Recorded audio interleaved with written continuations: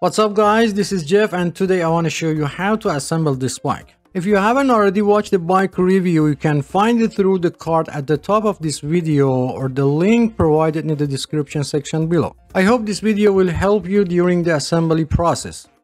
Before you start assembling the bike, it's important to note that the bike comes with a 1-year warranty as mentioned in the manual. To use the warranty, you will need to submit the warranty form along the purchase receipt, the bike serial number located under the body, and the bike model. You can find it on the frame. If the bike doesn't come with the manual, you can visit the manufacturer's website to access the required information and fill out the necessary details. To assemble this bike, you will require the following tools: a Phillips screwdriver, preferably in size 2 or medium, wrenches in size 10, 13, and 15 mm, Allen wrench in sizes 4, 5, and 6 mm. If you don't have the specific 10 and 13 mm wrenches, you may utilize an adjustable wrench instead.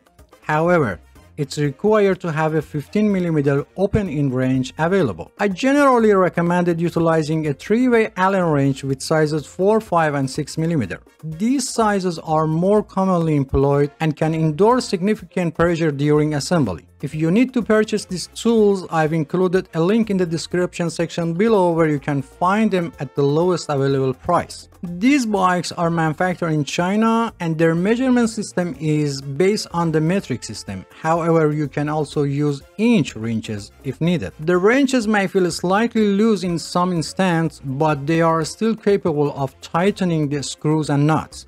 These are the size of inch wrenches that you can use. Some parts of this video are common to all bikes, and in order to be able to give you a complete explanation, I've used several bikes. So don't be surprised if you see different bikes in some part of video. Okay, let's start. First, check the box completely to make sure there is no any damage. If the box appears to be damaged when opening it, make sure the bike parts are not damaged in the damaged area of the box.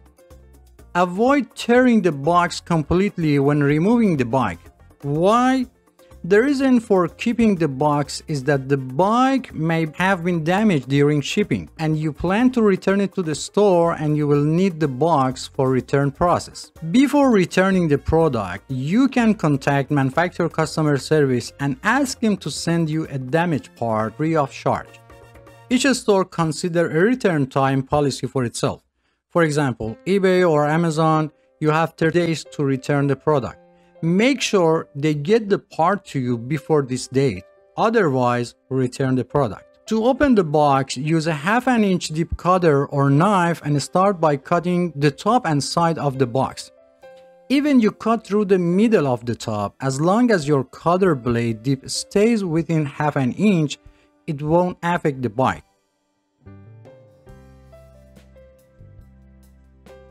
After opening the box, visually inspect the internal components including the wheels, front fork, rear derailleur, and handlebar to make sure they are free of any damage.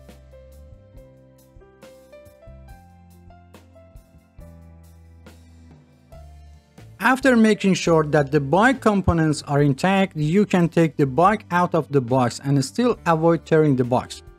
To safely remove the bike, it's recommended to bend your knees slightly and place the box vertically and start taking the bike out in a slow and controlled manner. Pay attention to your posture. Do not put in too much pressure on your back to avoid muscle cramp. After removing the bike from the box, do not forget to check the inside of the box completely and do not throw away until you finish assembling the bike. Many times it happened that a small screw or nut was still hidden inside the box, even under the flaps.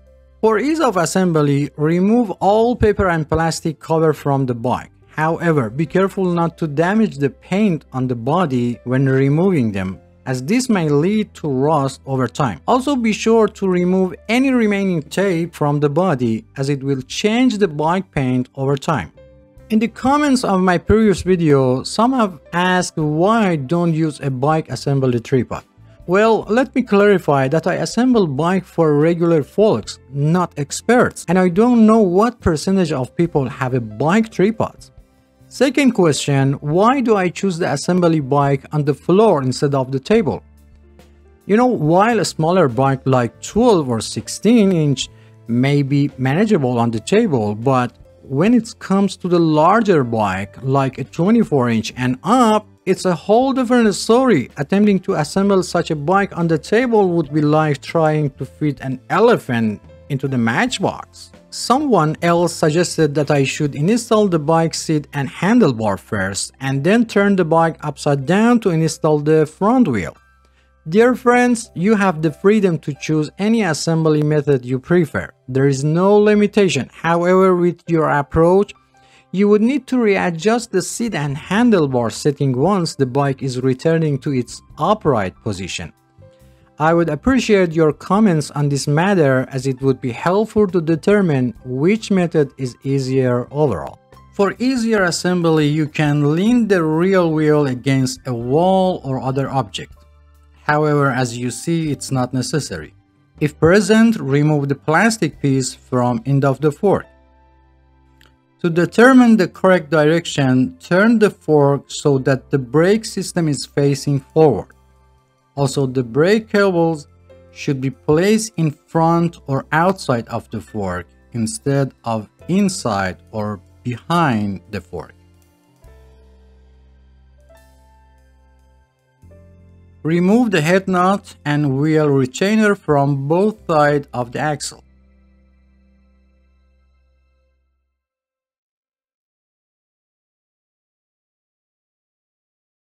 Check the tire and if available, find a direction of rotation of the tire.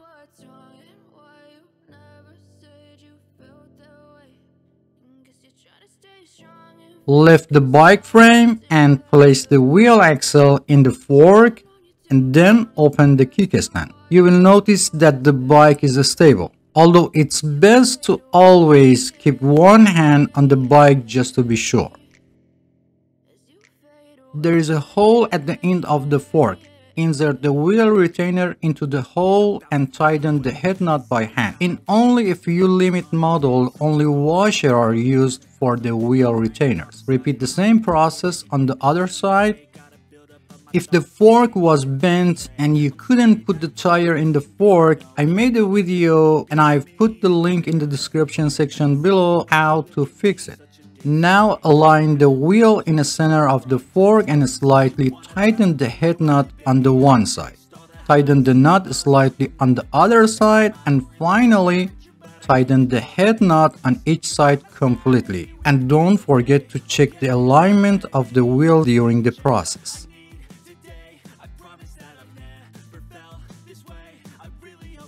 Install the front pegs on both sides of the bike and regardless of the right or left direction. Use a screwdriver to tighten the pegs securely.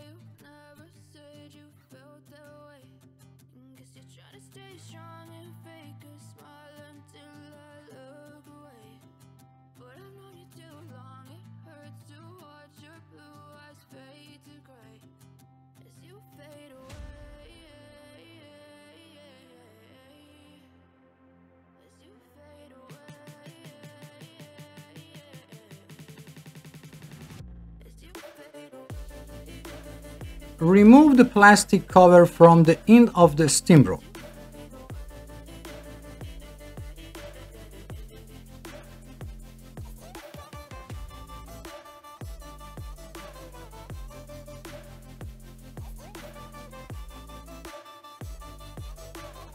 Place your finger on the steam bolt and insert it into the head tube. If it doesn't fit, loosen the steam bolt a little and try it again. In rare cases, the hole may not align properly and prevent the rod from going in place. If this happens, use an iron file to slightly open the head tube. The height of the handle is adjusted. You can increase the height by half the length of the steam rod. Look for a specific mark or color on the bar to indicate the maximum height. For safety, the mark on the rod must be inside the tube.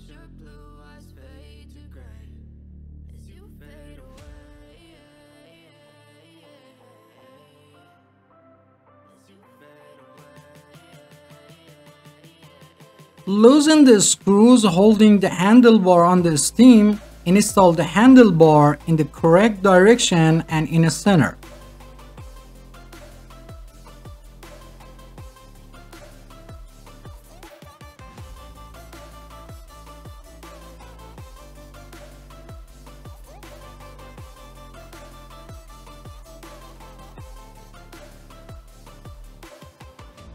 Adjust the distance between the handlebar and the rider and tighten the screws crosswise.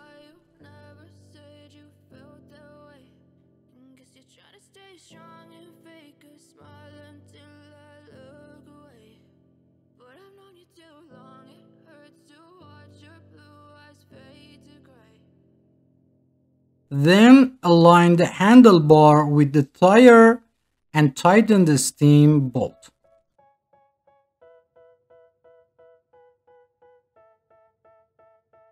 If the reflector is loose, align it horizontally and tighten it with the Phillips screwdriver. However, be careful not to over-tighten the screw because it may cause the reflector to break.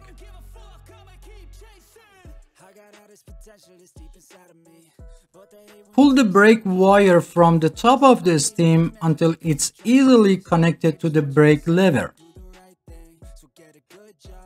If the brake levers are loose, install them in line with the handlebar or at the 20-degree angle downward from the handlebars. Sometimes you hear a cracking sound while tightening the screw. This is normal and don't worry.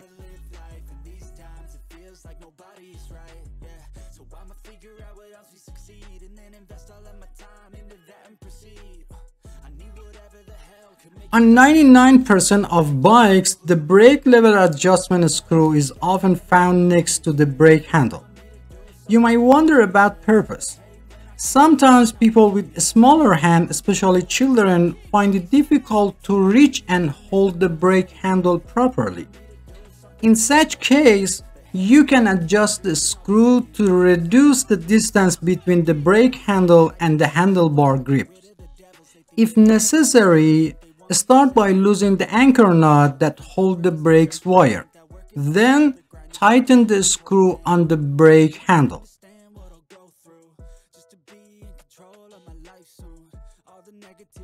As you do this, you will notice that the brake handle moves closer to the handlebar grip and reducing the distance between them.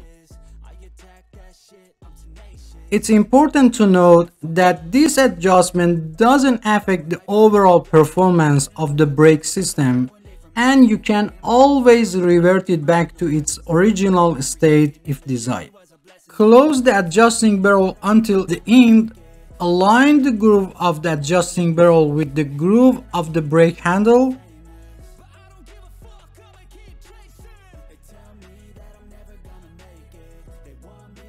Loosen the anchor nut that's holding the brake wire. Release the wire slightly and insert the head of the wire into the hole of the brake handle. Pass the wire through the grooves. After installing the brake cable head, tighten the adjusting barrel on the brake handle until the end. Check that the brake pads are only in contact with the rim when braking. Press the brake arm and observe the position of the pads and adjust them if necessary.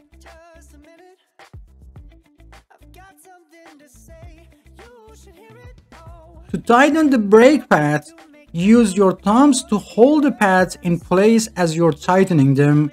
This prevents the pad from rotating during tightening.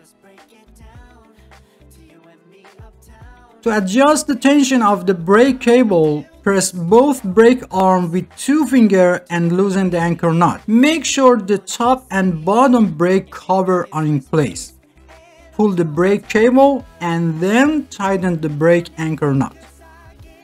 Test the brake by moving the front wheel and pressing the brake lever to make sure the brakes are set correctly.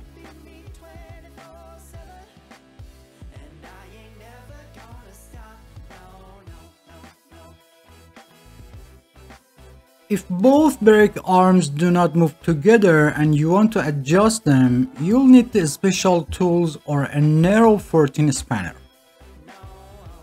Put the special wrench inside the two spring rings behind the brake arms and turn it a little in the direction that the arm doesn't move so that both arms move together, or use narrow 14mm spanner.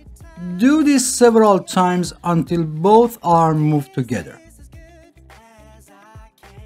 If after adjusting the arms return to original position, slightly tighten the knot behind the front brake system. Even if only one arm moves, the braking system will still working properly.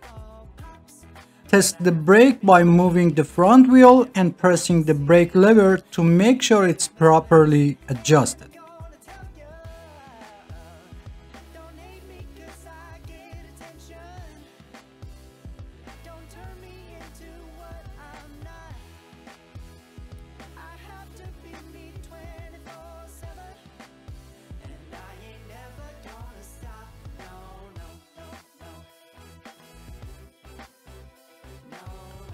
Arrange the two wires, making sure that the shorter brake wire is on the left and the longer one is on the right, where you stand in front of the bike.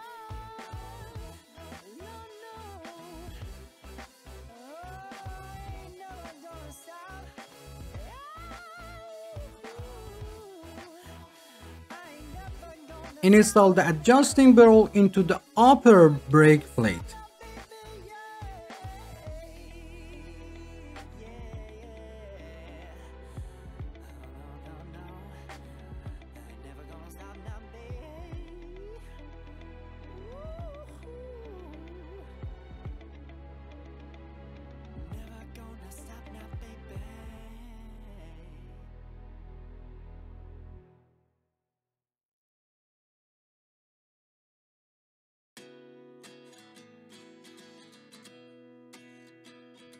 If necessary, push the bottom plate up and put the brake heads in the corresponding position.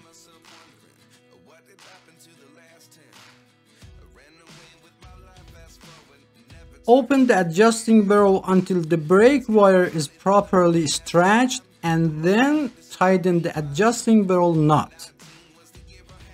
Hold and release the brake lever and check if there is any delay in the movement of the top plate. If there is, open the brake lever adjustment barrel slightly until the brake plate moves at the same time when you hold the brake lever. Move the handlebar left and right side. If you hear a clicking sound, it indicates that the upper brake plate is not properly aligned. To eliminate the clicking sound, increase or decrease the length of one of the adjustment barrel on the top plate to achieve the desired alignment. In another way, if you move one of the adjustment barrel, the sound will be lower or louder, and it will help you in which direction to move the adjustment barrels.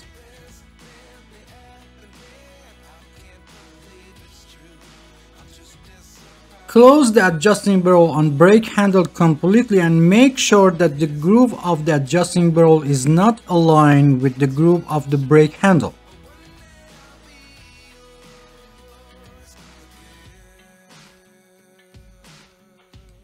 If the brake wire is not already loosened, loosen the anchor knot that's holding the brake wire.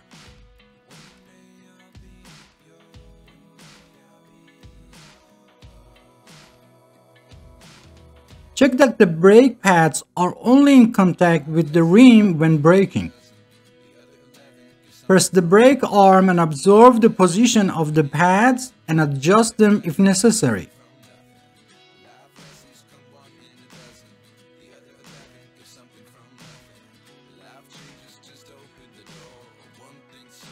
To tighten the brake pads, use your thumbs to hold the pads in place as you're tightening them. This prevents the pad from rotating during tightening.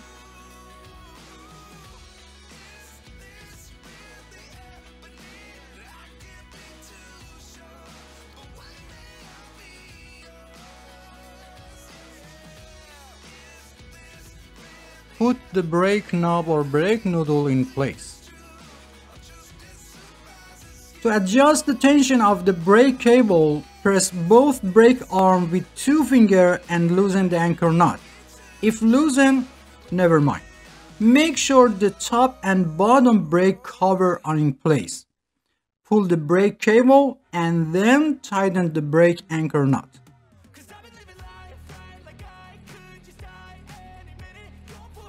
If the brake arms don't move together, start by loosening the 2 tension screws until they are completely loose but still hold in place.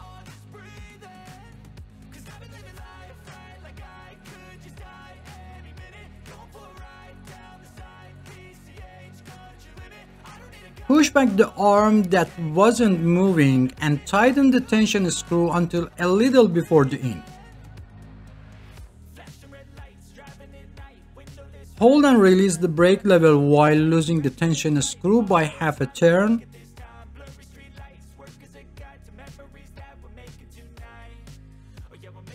Repeat this process of holding and releasing the brake and loosen the tension screw until both arms move together.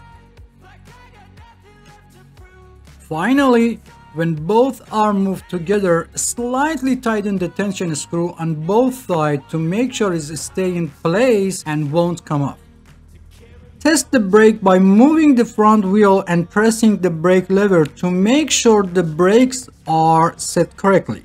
If the rim is warped or bent, I made a video on how to fix it and I've put the link in the description section below. Ideally, the distance between the brake lever and a grip should not be less than half a full side.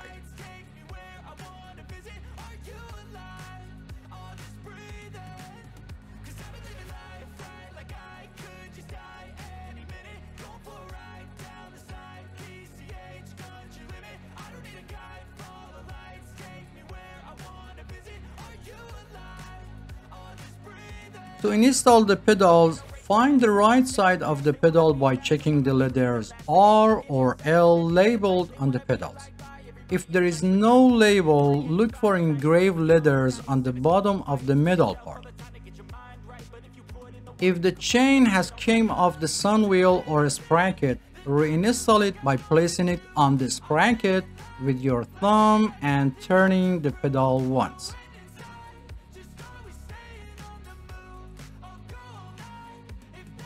Install the pedal by hand only, without touching the threads and without using tools.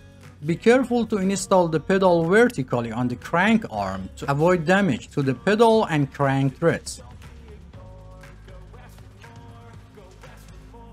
For the left side, turn it counterclockwise, or easy way, turn it toward the front of the bike.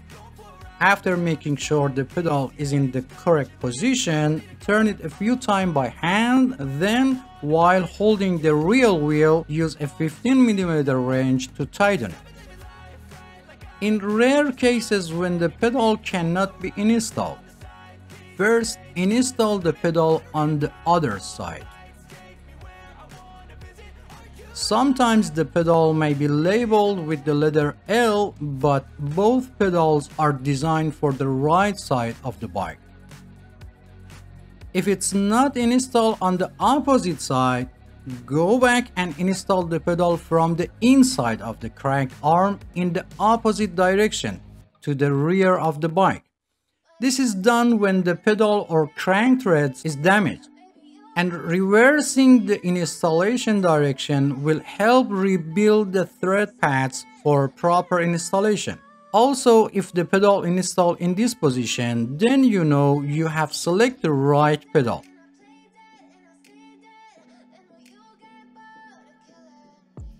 After installing the pedal for one side, repeat the same process for opposite side and make sure that the direction of rotation of the pedal is clockwise or toward the front of the bike. It doesn't matter if it's right or left, always install them toward the front of the bike. If your wrench gets stuck after tightening the pedal, to remove, push the wrench toward the outside of the crank arm and release it at the same time. issues in my head. I like you in my bed, but you keep me on red. Oh, everything is like a test. I better not text or I'll come off desperate. But if I lay down and I play dead and I stay... Install the rear pegs on both sides of the bike, and regardless of the right or left direction, and use a screwdriver to tighten the pegs securely.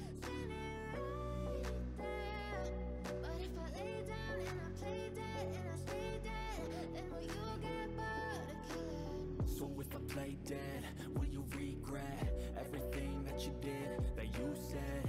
I don't think you understand what you're doing, and my heart's black and blue from the bruising. I feel like when I'm with you I'm losing.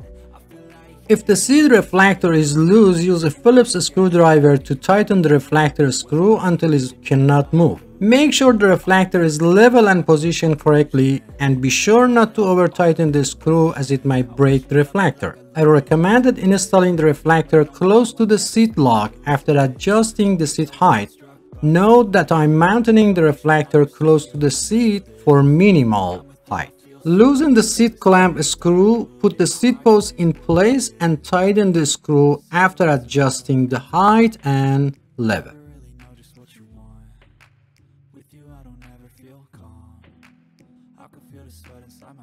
If the seat continues to move after locking, you may need to tighten the seat clamp nuts. Also, if the seat angle needs to be adjusted, loosen the seat clamp nuts a little, change the seat angle, and tighten the nuts again. The height of the seat can be adjusted according to the two age group of people under 18 years old and people over 18 years old. It's important to keep in mind that the body continues to grow until about 18 to 25 of age, and then growth slows down. For children under 14, it's recommended to buy a slightly larger bike to accommodate their future growth and choose the right size for people over 18 years old. It should be noted that the age alone is not a determining factor, and body size and proportion are more important. Some people may be 10 years old but have the same body size as a 13 years old. For bikes with training wheels, it's enough for children's toes to touch the pedals and they can turn them. For bikes without training wheels, the seat height is considered appropriate if toes can touch the floor while sitting on the seat, or one foot should be firmly on the ground while the heel of the other foot is flat on the pedal, or one foot should be on the ground while the toes on the other foot are placed on the pedal and the foot is slightly bent. If for any reason the seat post falls into the seat tube, turn the bike upside down and gently tap the bike body to remove the seat post. Another solution to prevent the post from falling inside the seat tube is to install the seat post alone first and then attach the seat. This eliminates the possibility of the seat post falling into the pipe during the installation. At the end, it's necessary to check the work done and make sure that all bolts and nuts are properly tightened. When inflating tires, some people inflate the tire to the amount of air indicated on the tire. However, it's important to note that the value displayed on the tire represents the maximum air pressure that the tire can withstand. For most bikes, the recommended air pressure is between 25 to 35 psi. In another way, after inflating to 20 psi, sit on the bike to check the tire pressure. If the tire is not fully inflated, increase the amount of the air. Remember, the weight of the cyclist determines the amount of the tire inflation. To inflate the tire, first remove the valve cap and then put the air pump head on it. Sometimes this is difficult because by pressing the tube valve, the valve goes inside. If the tire is slightly inflated, first deflate it completely. Press your thumb on the back of the valve and place the air pump head on it. Inflate the tire halfway and make sure the tire is still on the rim.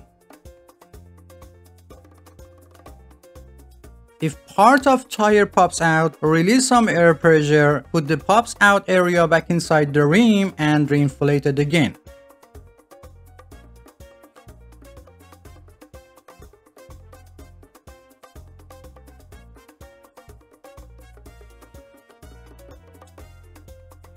Over 90% of bike tubes have a Schrader valve, while the rest have the Presta valve.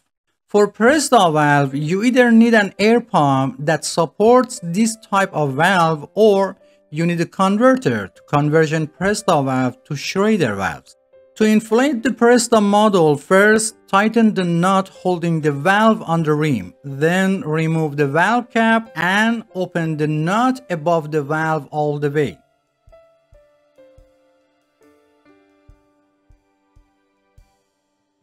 Install the converter on it and inflate it like Schrader valve.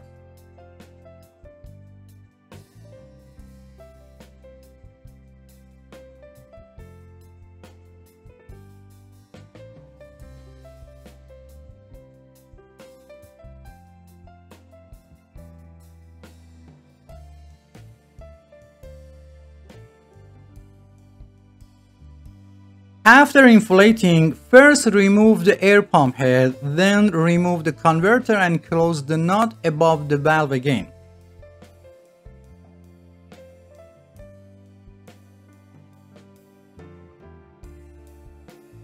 And finally, put the cap on the valve. If the nut holding the valve on the rim is loose, tighten it again. And finally, it's very important to teach children how to use brakes before riding a bike. Many accidents of children with trees or walls happen because they are not familiar with the braking system. So spend at least 10 minutes and teach them, and don't forget the helmet. If you have any question, please provide specific details or timestamp from the video so I can better understand your question and provide faster help. If you enjoy the content, please subscribe to the channel for support me and turn on all notifications to be the first to know about new videos. Feel free to visit other parts of the channel. Thanks for watching and don't forget to hit the like button. Until next video.